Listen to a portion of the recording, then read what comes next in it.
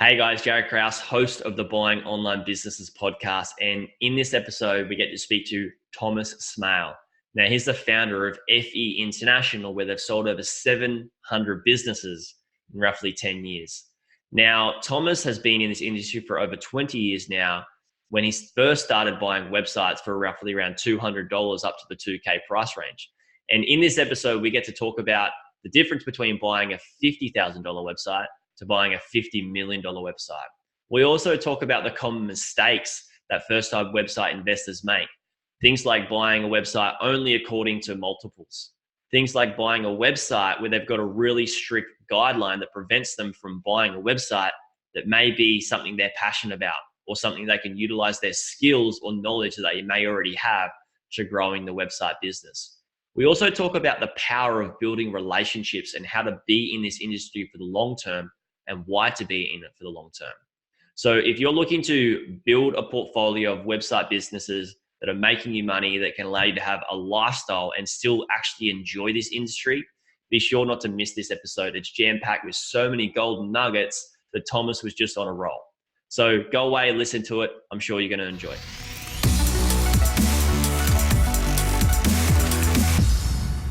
Hey guys, Jaryd Krause, host of the Buying Online Business podcast, and welcome back today to the podcast. Now, luckily today we get to speak to Thomas Smale, founder of FE International, and I've been wanting to chat to you for so long. And I know that when your team reached out to me, I was like, yes, we get to have a chat and we get to catch up.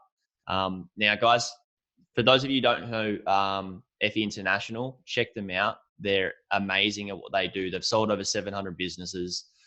Deal maker of the year in 2015, and 2016.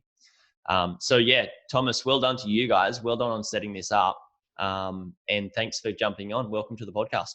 Yeah, thanks for having me. Glad we got a chance to connect. Yeah, it's great. So you started FE International. Well, you started in this online space almost 10 years before FE International even started. Why did you start buying out sites? What drew you to that? So for me at the time, I was at college. So from my perspective, I was just trying to make some extra money, to be quite honest. And I spotted an opportunity of buying, at the time I was buying very small websites or even domains. So I looked at the domain space. I didn't like the domain space because I felt there was no intrinsic value to a domain. Whereas with a website, even a very small one, if it's making money, it's still a business. It's not necessarily like a Microsoft or an IBM or the big companies people think about. But if it makes money, it's still a business, the way I looked at it. And then I thought, well, if you can say it's making $100 a month, if you can build that business to make $200 a month, then it's probably worth twice as much as when you started. And then if you can position it slightly better, then maybe you can get someone to pay slightly more than you paid on the way in. So that's exactly what I did starting out. It was buying very small websites, improving them slightly. I'm not a developer or a designer I don't have any special skills. So I was just making some basic improvements from a business perspective, positioning it better to a stage where the average buyer, who generally probably the first deal they've ever done, they don't really understand the space, positioning it so they understood it and they could buy it in an easy way. So I started doing that, and that was with websites for $200 or $500 or $2,000. Yeah, wow. Then in 2010, when FE International started, I actually started by launching a course or a book teaching people how to buy and sell websites for themselves. Off the back of that, so I thought at the time FE International was going to be effectively an info product business where we made all of our money teaching people how to buy and sell websites. But what happened off the back of that is, like, companies like us, we did not exist back then. There were some marketplaces, but there weren't really any brokers or M&A firms you could go to. So I had people with real businesses coming to me saying, "Hey Thomas, I read your book. It was great. Can you just sell my business for me?" And I thought, well, I didn't really even know, to be perfectly honest, what that even meant at the time. I didn't really know it was M&A, because when people think M&A, they think, oh, it has to be a $1 billion deal, or it has to be an IPO, or it has to be a merger of two companies that everyone's heard of. So for people that are listening, an M&A means merger and acquisition. Yeah. But yeah, keep going. Sorry. Yeah. So people coming to you with these sites, for sale? Yeah, so people came and they were like, "Hey, I've got this business. Can you sell it?" And I was like, "Well, I would assume so." So I think the first deal I ever brokered for anyone was like $20,000, which was much bigger than I'd ever sold myself, but the process was still the same. And then FE International over the years has basically grown like that. Every year, our average deal size has got bigger. So at the moment, we're working on a $50 million deal, whereas when we started out, a $50,000 deal would have been quite big. And then as you get bigger and bigger, the process doesn't really change. There is a bit of a difference in the process between a $50,000 deal and a $50 million deal, but the skills required are still basically the same. They're just refined. So I've got 10 years of learning how to negotiate better, deal with different types of people. But for all intents and purposes, the process is very similar, regardless. And the skills are definitely the same. They just refine over time. So that's how we started, and then it just compounded from there. We did more and more deals. It was a bit of a snowball effect of word of mouth, because we just focused on offering a good service. We never charged people anything up front. It was always like, hey, if we can sell it, we'll charge you. And that's, for all intents and purposes, still what we do today, just in a more formal process than when we started out. If we sell your business, you pay us. If we don't, which is very rare, but if we don't, you don't pay us anything. So the value proposition is, from a seller perspective, is great. Win. Yeah, you don't lose anything other than, I guess, time. So that's how it started. Now the industry is a lot more mature. I mean, podcasts like yours, for example, did not exist. There was basically no way you could go talk about this stuff or learn about this stuff. It's kind of self-taught. Now there's tons of information out there to kind of teach people who are either really early stage or even more experienced who want to transition into the industry. Yeah, and so it's kind of crazy. You started out trying to help people facilitate that, like buying, and that's exactly what we do is with our community, is that we've got you guys that are selling, you and other brokers are selling lots of sites, and people are coming to you like, hey, I want to buy a site, but they just don't know how to do it. And that's why we started really like filling that gap. But I love that you went into talking about the difference between selling a 50K site and a $50 million site. This is something I was going to speak to you a little bit about later on. I know that you said there's not too many differences. It's just different sort of processes. Just for people that are listening, because I'm getting people that are coming to me wanting to buy sites for $5 million, people that want to buy sites for like $5,000 to $50,000 as well. And then the same as, as you open up into this space, you get a whole bunch of different people say, oh, can you sell my site? Can you help me buy this sort of site? So we're getting a lot of that. But just for people listening, because I know there are some people out there that, have more funds than others and they want to buy something around the $5 million range. What is the difference between buying a 50K or a 20K up to, like, what are some of those processes they'd need to really understand? Yeah. So I'd say firstly, generally speaking, the bigger the deal, the longer it's going to take. There's just a lot more to go through. The bigger the business you look at, the more of a, sounds a bit stupid, but the more of a business it becomes. So the bigger it is, it probably has employees. It might even have a management team. The founder or founders or business partners might not even be involved in the day-to-day. Generally, if it's a really small business, the founder or founders or business partners are probably going to do everything. They might have a VA or a couple of employees. It might even take no work at all. It's one of the best things about this space is you can buy businesses of all different sizes that basically require no work. And if you want to just keep them going as they are, you can also do very little work. Or you can, a lot of the opportunities, you can buy these businesses and you can do more work. You can say, well, they're publishing one article a week and they're making, I don't know, $5,000 a month. What if I publish 10 articles a week? And usually there's correlation between the effort you put in and not. So say, generally speaking, the more money you have, you would expect a more formal process. So if you're buying a business for $50,000, you'd probably expect to do almost all that via email, maybe a couple of calls. You might get a video call like this. You might be able to see the other person. A large deal we're working on at the moment is more like 35 million valuation. It's very close to closing.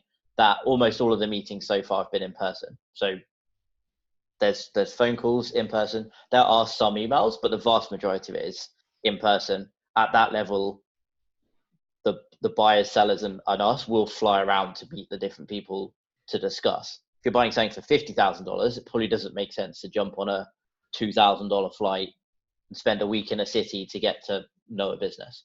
So you would expect like a more formal, longer process on bigger businesses. Doesn't necessarily mean they're more complex.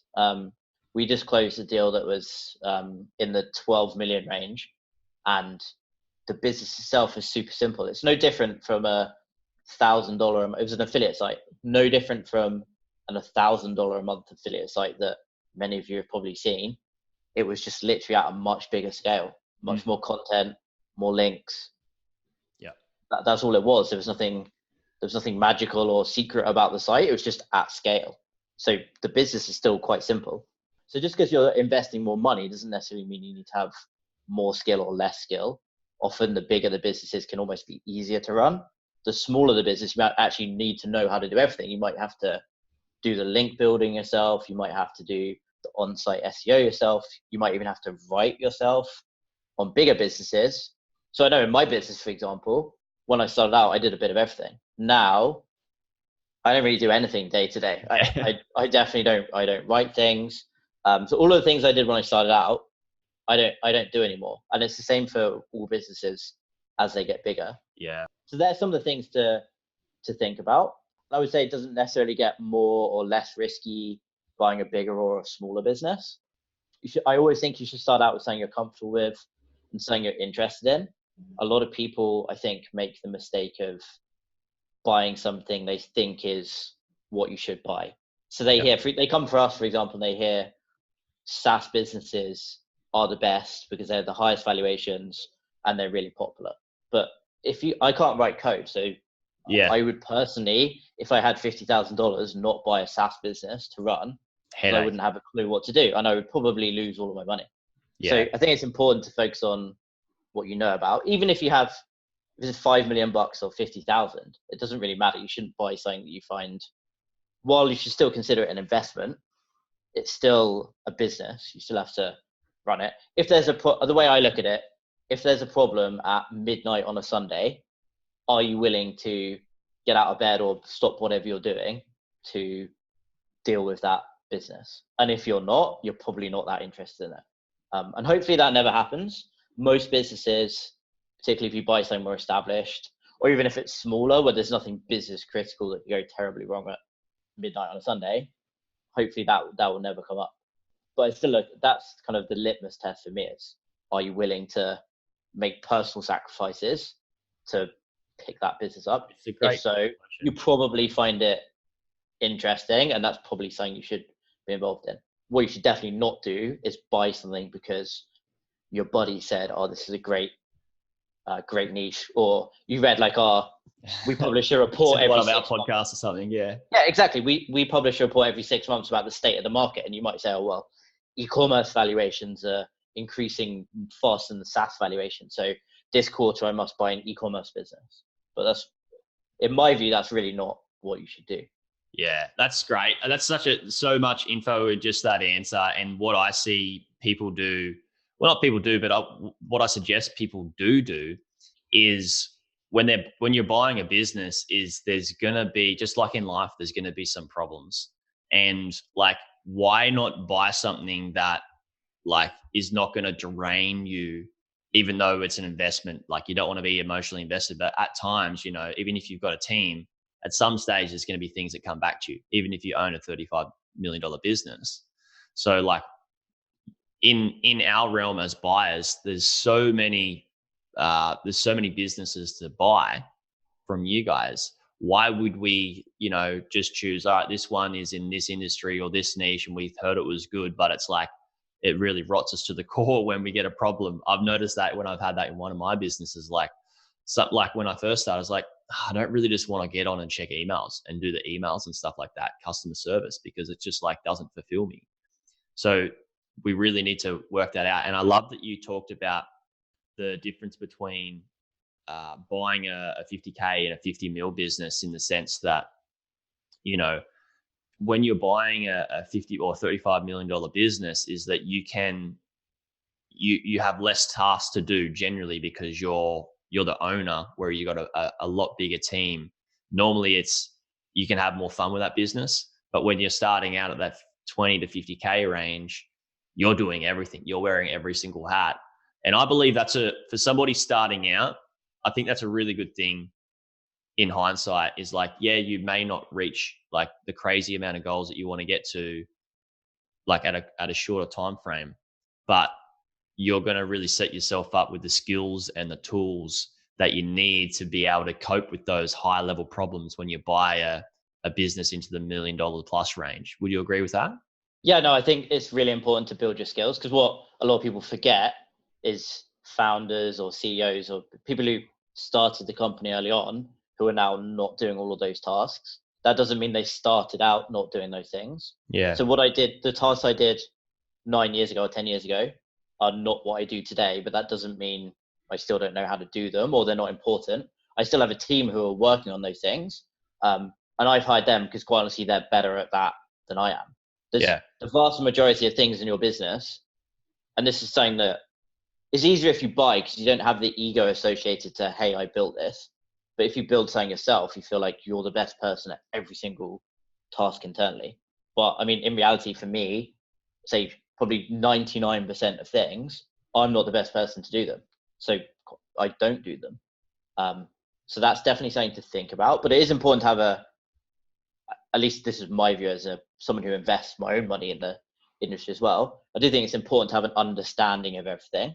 Because ultimately, you're still the owner, it's still your business. So even if you have a team working on things, you need to understand what they're doing. If you don't at least have a high level understanding, it's gonna be really difficult to make decisions. And while like, yes, you should delegate, yes, you should trust people, ultimately people as the leader or CEO, again, whatever you want to call yourself title wise, people are still going to look to you to make decisions.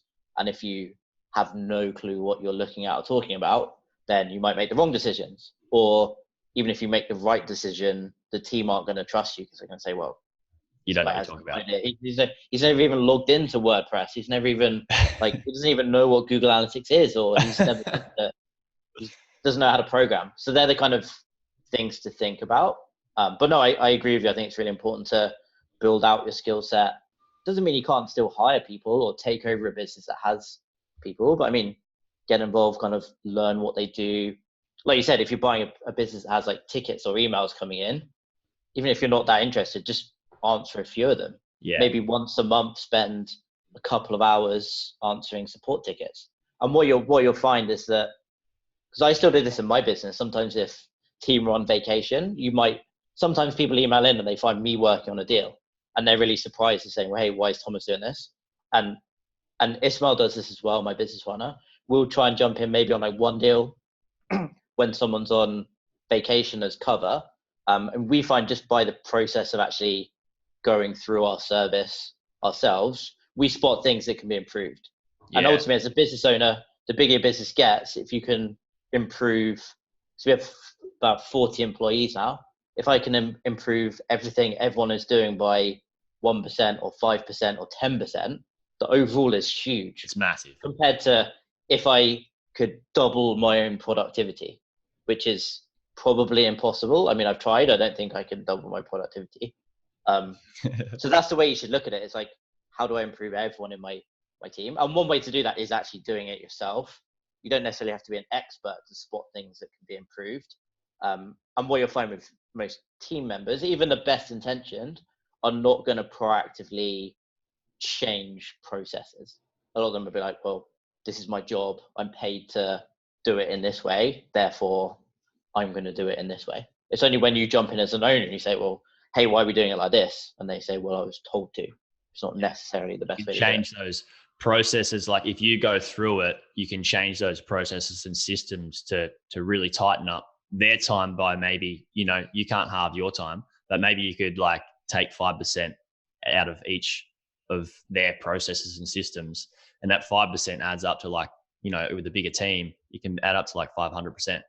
Yeah, no, exactly. And that's probably one of the main advantages of a bigger business is smaller changes and smaller improvements can still be tens of thousands, hundreds, maybe even millions of dollars. On a smaller business, you often have to be looking for the big wins. You have to be doubling revenue or tripling something to make it worthwhile. If it's say $100 to $105 isn't really that interesting. $10 million to 10.5 million, that's still $500,000. And the percentage difference you've improved is the same across both of those. That's right. I mean, that is a simple way of looking at it, because most small businesses, the smaller they are, they probably have things that can be fundamentally improved and doubled. It's relatively, so I use the term easy, relatively easy to, in a shorter time frame, because you don't have a big ship to steer and these levers to pull. You mean if I need to, so if I buy a 20K site or a 50K site, and it's an affiliate site, say content site, and I want to double its income, I could go through all the articles and make sure the SEO is really good, refine all the content, and then I could double the articles and increase the SEO. And surely that's not going to happen over time, but that'll help to double the income, and I can do that. I'm still reliant on the SEO coming through, but it'd still be in a shorter time frame than what it would if I had a $500,000 or $5 million business. Yeah, for sure. And often, like the smaller the business, there might be some really obvious opportunities that the previous owner's not done because it might not have been a priority. Whereas in a bigger business, you have more people. It's way less likely as a important task just not getting done. In a really small business, there's probably some things that, for example, you might buy an affiliate site where there's literally no social media done at all, or there's no newsletter, or no one tests different affiliate programs. Whereas if you look at a bigger affiliate site, you wouldn't even dream of not building an email list or not testing things. So there's definitely some advantages of smaller businesses, and that you can percentage-wise grow them faster. Yeah. And so a lot of the people that are listening to this are probably buying businesses in between the 20K to 150, 250K, right? And they're kind of first, like it's probably their first deal that they're looking at. Now, you see a lot of people, I know that you're starting to grow the type of businesses that you're listing. Obviously it makes sense to you guys on a brokerage sense. But I know that when you started, you're selling $2,000 sites. Now you're all the way up here. What are some of the common mistakes you've seen people make in that price range that I just mentioned when they're coming to buy, mistakes that they should really be wary of? Yeah. So, I mean, just to be clear, we still do deals at that level as well. It's just the upper limit of what we can do is now higher than it was before. Yeah. We still do a lot of 20 to 150,000. We still do a lot of deals at that level. I would say, so the first mistake I mentioned a little bit earlier, which was trying to buy something that you've heard is good, or chasing an industry that you're not necessarily interested in because you heard it's the best multiples or the lowest risk or the most opportunity or whatever it might be. Always focus on something you're at least interested in. And from a skill perspective, ideally you can improve it based on the skills you already have. So the way I would look at it, like personally, I'm effectively a sales guy. I know how to negotiate. I like doing deals. So if I was going to be buying another business, a service business would be ideal, because I'd be able to look at the processes and say, well, I know I can improve the percentage of sales closing at this stage. I know how we can change this and improve it.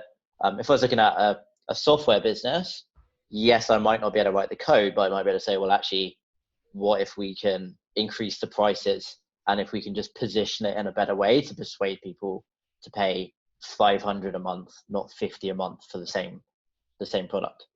Everyone has different skills. You might be great at marketing, and you might say, well, here's a great business or product, whatever it might be, or service.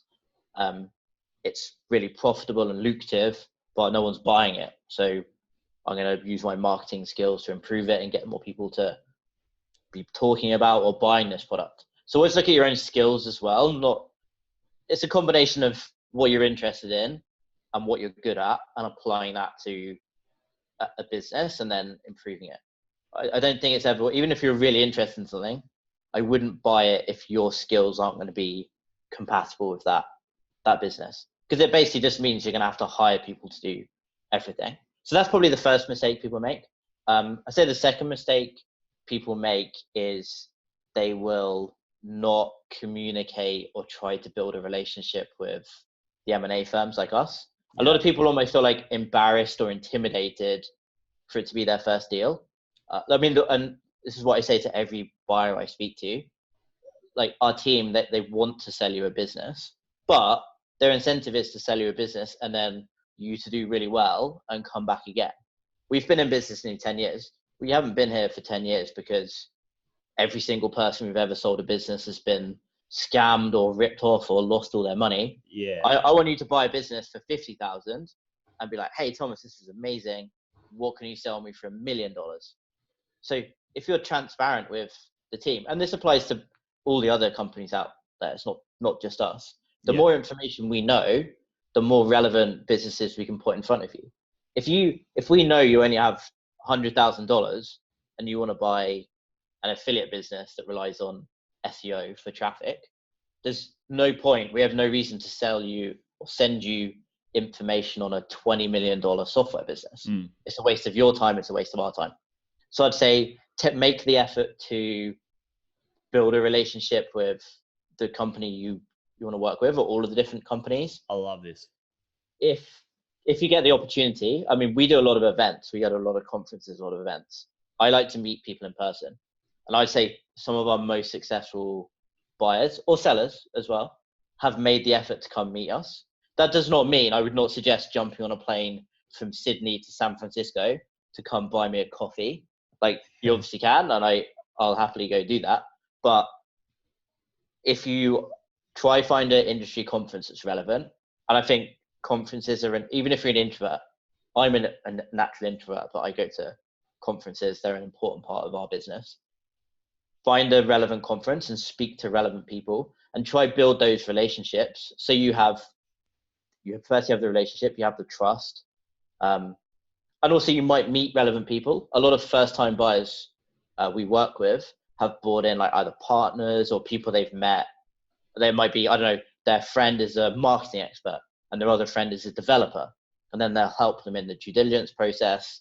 They might later become business partners or employees or investors, all sorts of different opportunities. Yeah. So I'd say that's really important. It's kind of like building a network, isn't it? Everyone starts with no network. I mean, unless you're born into a network. And I'd say this industry is relatively unique in that most people, particularly if they've self-funded, have not been born into a network. They've made it themselves. And I'm so glad that, sorry, you could go. No, I was just going to say, the only way you get there is by actually getting out there and meeting people. And everyone is similar to like looking at a business that's really established. I mean, everyone started from zero, including from a network. So most people would be sympathetic and encouraging. And I think a lot of people, again, would be quite intimidated because they're like, oh, well, Thomas isn't going to want to speak to me because he probably only wants to talk to people with $1 billion. Yes, I would like to speak to people with $1 billion, but ultimately, for everyone listening, I started in exactly the same place you are. That's what I was actually passionate about. I didn't start the business speaking to billionaires. While that might be a part of my job now, I'm ultimately like passionate about it. So I'd say mistake 2 is like not building the relationships. So make the effort to build the relationships. That doesn't mean you're going to get a good deal because you met the M&A guy at the bar or at the conference or whatever. That's not really how it works. But when it comes down to it, if there's say $100,000 business and there's 5 buyers, which is quite common, you make an offer, the 4 other buyers make an offer. And all of the offers are basically the same. No one's ever bought a business before. Everyone's a first time buyer. If you're the one who's made the effort to meet you got a relationship there. In person, exactly. So we can say to the seller, well, actually, this buyer made the effort to come meet us at this event. I think they're trustworthy. They wouldn't make the effort to come to the event if they weren't serious. So that's important. I say, so it's important to build relationships. The mistake would be not building those relationships. And then I'd say the third thing is not really defining what you're trying to achieve early on. You might not necessarily know what you want to buy early on. Yeah. But you do need to get an understanding of what are you trying to build a portfolio? Are you trying to buy one business that you can run for the rest of your life? Do you just want some side income? Are you trying to find investors? So figure out what you're trying to do. And then when you start out, this all kind of ties in together with a mistake a lot of people make. A lot of people will be way too narrow with their search initially. So they'll say, I only want this really specific type of business. And while I'd love to say, hey, yeah, we can find it and we'll sell it to you, chances are the business you think is perfect for you is probably not something that's currently available with us or any other firms out there that you can buy. So be quite open and like broad with your search, and then narrow it down with time. My usual advice to people is, assuming it's within your budget range, literally look at everything, even if you don't think you like it. Look at e-commerce, look at SaaS, look at blogs, look at service businesses, look at all of them, and then narrow it down. Because you might find that something you thought you would have no interest in at all or didn't know anything about, when you look at it, you'll be like, well, actually, I can apply my sales skills or design skills or marketing skills or whatever it is. Yeah. But you only know that if you look at it. So if you're too narrow to start with, it's going to be a struggle. Like, the industry is expanding. There are lots of deals getting done, but there's not enough deals getting done where you can cherry pick exactly what you want. And even if you then find it, it's very competitive as a buyer. So you then have to probably overpay, overbid. Someone else will probably buy it faster than you. So definitely be a little bit broad.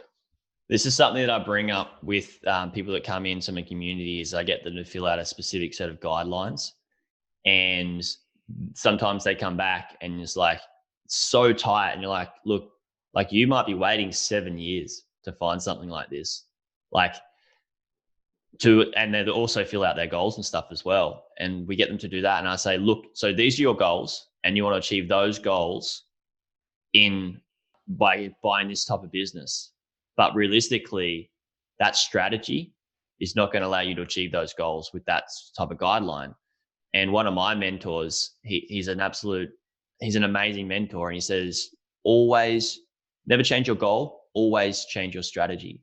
And if you can change those guidelines to being more open, then sometimes you may even end up, instead of going like, I want to buy a dropshipping business or a SaaS business, if you're open to maybe a different type of content site, then that may end up being a better lifestyle business for you later down the track as well, right?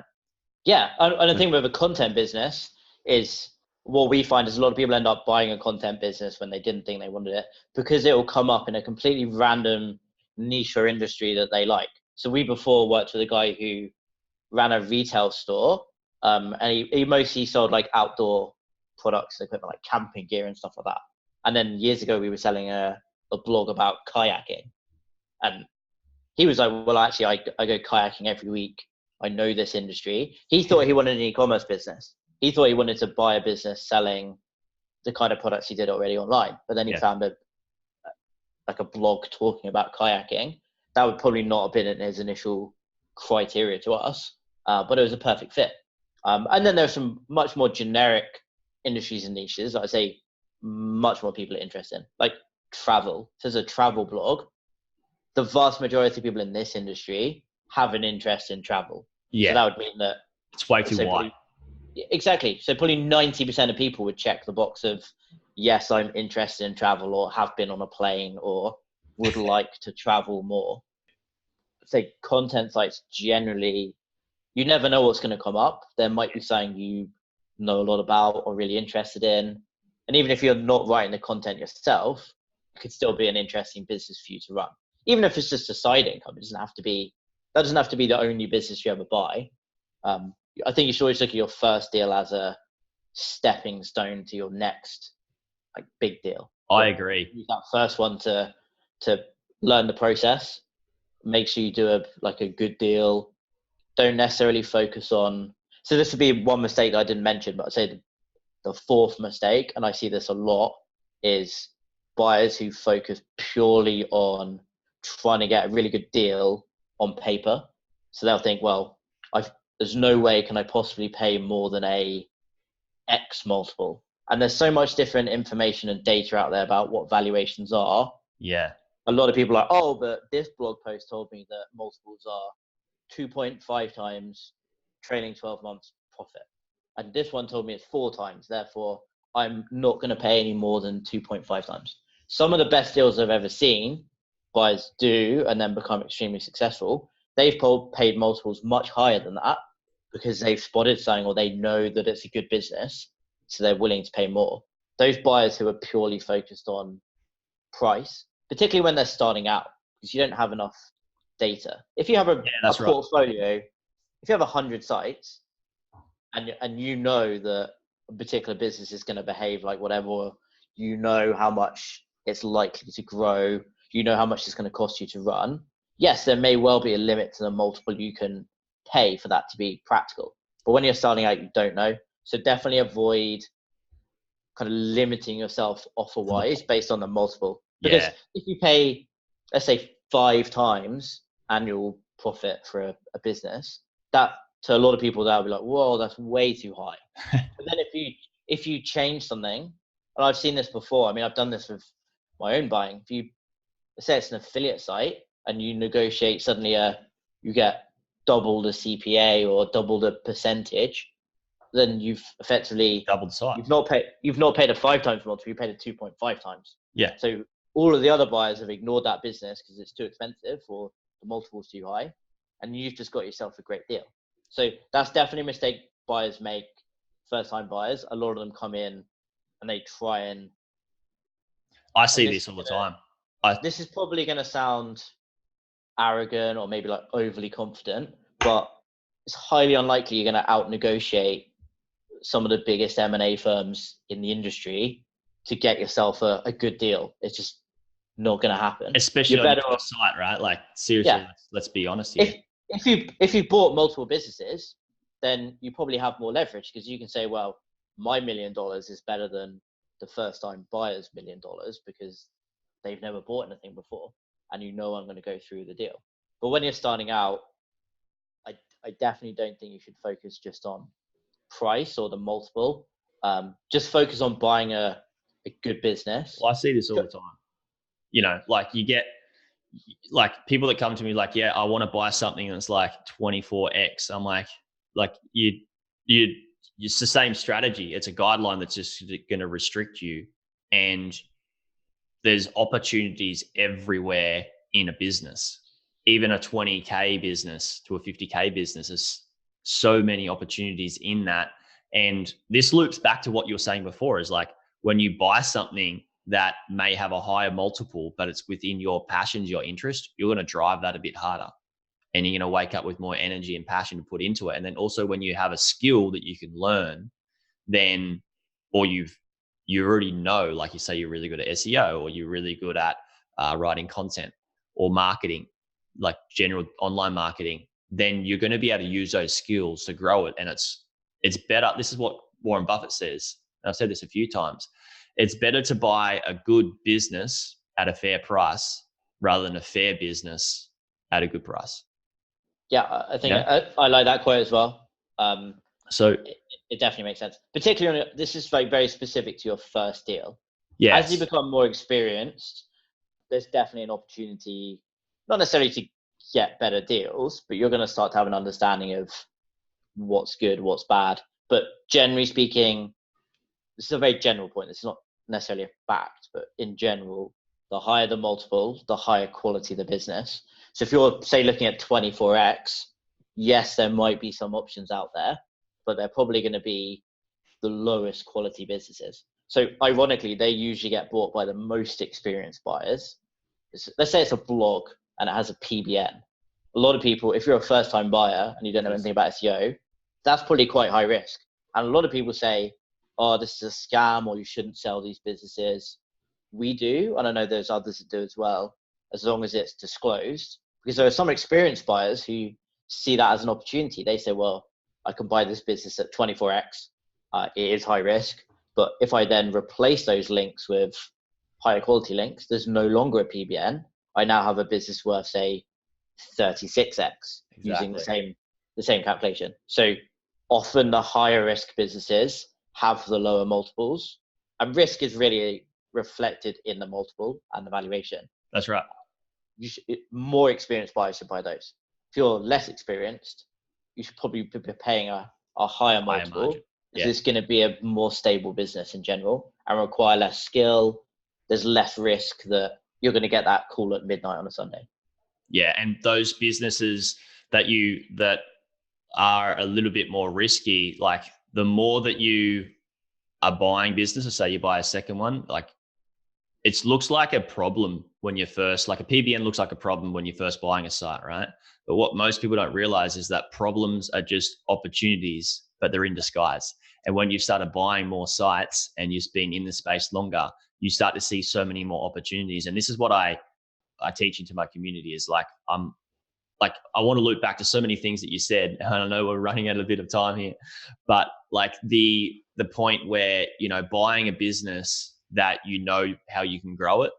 This is why I do screen shares all the time with my clients of like businesses that are listed for sale on like a plethora of things that I would grow them. And I can just spot them in a short amount of time. And that's not to be arrogant. It's because I've looked at hundreds and hundreds and hundreds of businesses and done this so often. And if they can learn to do that before they buy their first business, they're going to be able to see so many more opportunities that were previously disguised to them. So yeah, no, absolutely.